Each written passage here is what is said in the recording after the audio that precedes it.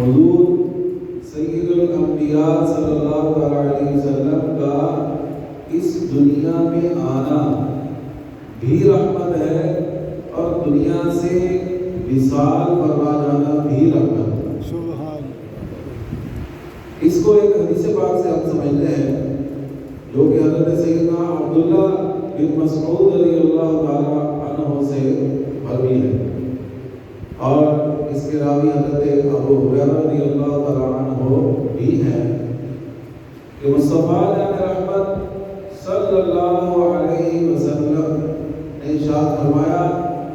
حیاتی خیر لکم، فرمایا میرا تمہارے سامنے ہونا، تم میں موجود ہونا، فرمایا یہ بھی تمہارے لیے رحمت ہے، یہ تمہارے لیے بہتر ہے۔ تحدثون ونحدث لکم،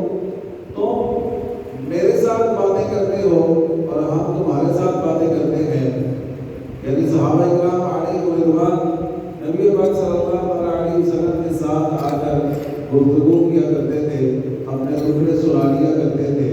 کوئی غم ہوتا تو سرکار کو بتاتے، کوئی پریشانی ہوتی تو سرکار کو بتاتے، کوئی بھی معاملہ ہوتا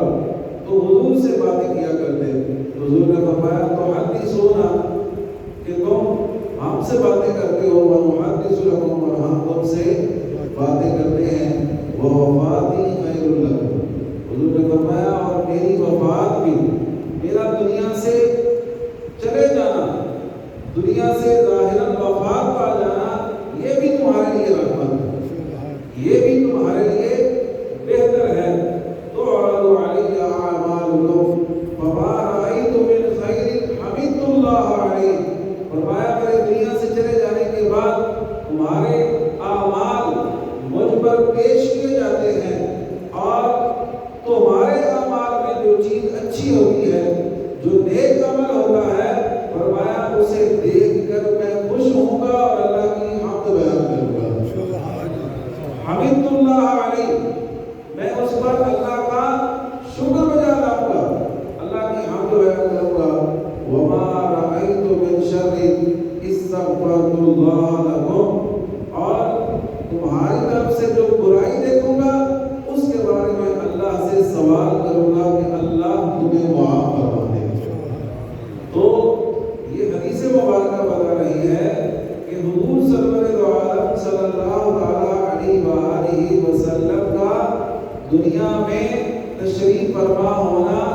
لوگوں کی نظروں کے سامنے ہونا، ظاہراً حیات ہونا، یہ بھی رحمت ہے، اور حضور صلی اللہ علیہ وسلم کا دنیا سے چلے جانا یہ بھی رحمت ہے۔ اس کے ساتھ ایک اور بات جو اس سے ہمیں سیکھنے کو مل رہی ہے وہ یہ ہے کہ نبی پاک صلی اللہ علیہ وسلم کا یہ فرمانا کہ تمہارے اعمال مجھ پر پیش کیے جائیں گے، جو اچھے ہوں گے اس پر خوش ہوں گا، اور جو برے ہوں گے اس میں تمہارے معاملے میں اللہ سے معافی مانگوں گا، تمہاری سفارش کروں گا۔ تو یہ کوئی وہ شخص نہیں کر سکتا جس کے پاس کوئی اختیار ہی نہ ہو۔ پتہ چلتا ہے اللہ تعالیٰ نے قبر میں بھی اپنے محبوب کو ویسے ہی اختیارات عطا فرمائے ہیں جیسے ان کی ظاہری زندگی میں عطا فرمائے۔ اور اس کے ساتھ دوسری بات یہ ہے کہ بعض لوگ جو یہ بات کرتے ہیں کہ معاذ اللہ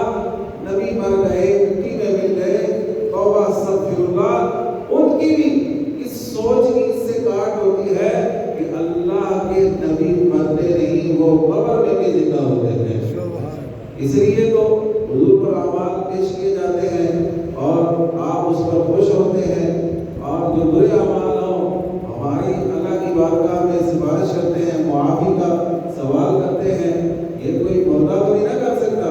یہ زندہ ہی کر سکتا ہے نا، اس لیے ہم کہتے ہیں تو زندہ ہے واللہ، تو زندہ ہے واللہ، میرے چشم عالم سے چھپ جانے والے۔ اور ایک اور عاشق نے یہ حدیث پڑھ کے بڑی کمال کی بات لکھی، اس نے کہا جنہیں مرکز میں تا حشر امتی کہہ کے پکارو گے،